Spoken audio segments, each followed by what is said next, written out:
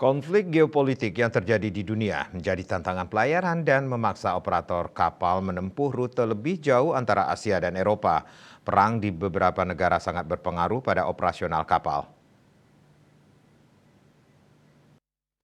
Saat ini, dunia berada dalam ketidakpastian yang tinggi. Sejumlah tantangan pelayaran, terutama karena dampak perang Rusia-Ukraina dan Israel-Palestina, serta krisis Laut Merah telah memaksa operator kapal menempuh rute lebih jauh antara Asia dan Eropa. Situasi ini telah menjadi perhatian serius para pelaku usaha pelayaran regional dan global. Carmelita Hartoto, Ketua Indonesian Ship Owners Association (INSA) di Nusa Dua mengatakan, berbagai isu krusial menyangkut industri pelayaran regional dan global, seperti keamanan, keselamatan pelayaran, dekarbonisasi, green shipping, dan Selat Melaka, kini dibahas oleh Federation of Asian Ship Owners Association (FASA).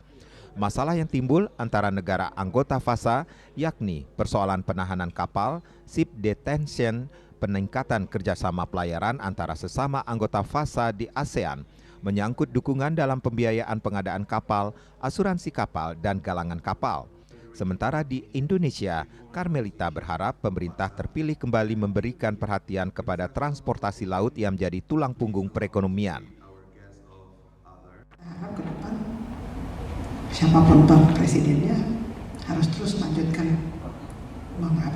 bentuk maritim, transportasi, dan diberikan kemudahan-kemudahan dalam kebijakan. Itu sih yang sebenarnya salah satunya kenapa kami juga mengundang sebagai INSA, sebagai ketua FASA, agar pemerintah kita juga paham bahwa ini important, dan kita mengundang teman-teman yang 8 negara tadi, 7 negara tadi, untuk supaya lebih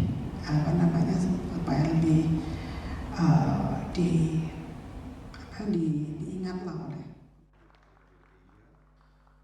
Ketua Umum INSA yang juga dipercaya menjadi Ketua Umum FASA periode 2024-2025 dalam forum 16th Executive Committee Meeting and 14th Annual General Meeting AGM ini akan menjadi kesempatan berbagi informasi, sharing best practice, serta meningkatkan kerjasama antara pelayaran di ASEAN termasuk berbagai masalah pelayaran dunia. Rai Swantara, Bali TV.